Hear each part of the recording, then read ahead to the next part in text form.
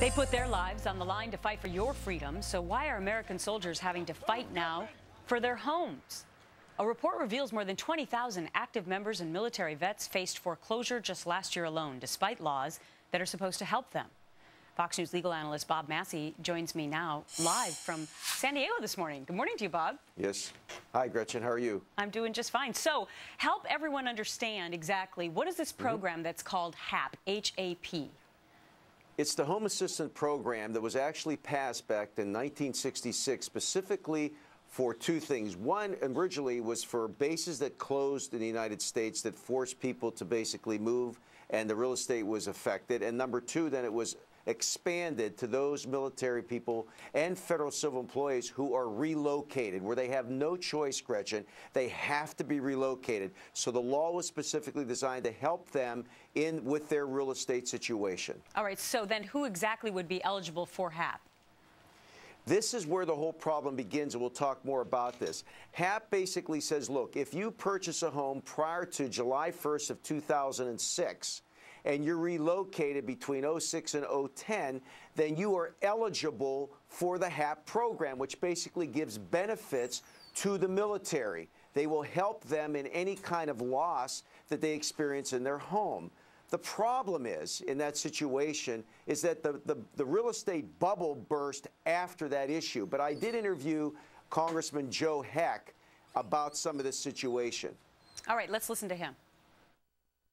What we've asked the Department of Defense to do is take a look at the HAP program as it is, look at expanding it to cover those that are being forced to move because of a PCS order, not just BRAC, and look at the metropolitan areas with the largest bases to see what the cost would be to try to expand these opportunities to these soldiers, sailors, airmen, and Marines. I have a snapshot of what's going on at Nellis.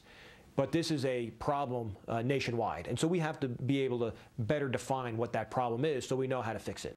So Bob, was Representative Heck already interested in this issue, or was it you going to him?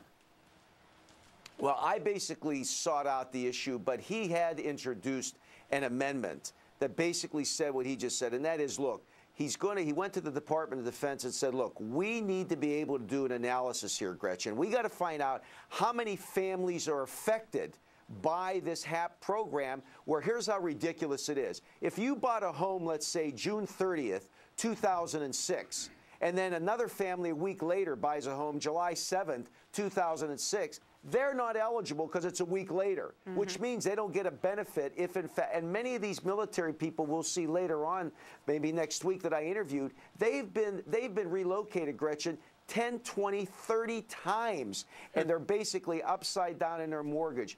Before we finish, I want to say this. What Joe Heck did is very commendable. He's basically being proactive. But here's what I don't understand. Why do we have to have a congressman ask the Department of Defense to do something where they should have been able to do it on their own? And I say that respectfully. I love the military. But why do we need to have a congressional act where the Department of Defense should be concerned about their people and say, listen, how many people are being affected? Right. But that's the bureaucracy we live in, and that's okay. He should be commended, and they're supposed to have the results by September of this year, and then they'll go to appropriations to see how much money we need. All right. Well, Bob, thank you so much for being on top of this issue. And, of course, if our viewers have other questions for you, they can simply email our show, which is right there, foxandfriends.com.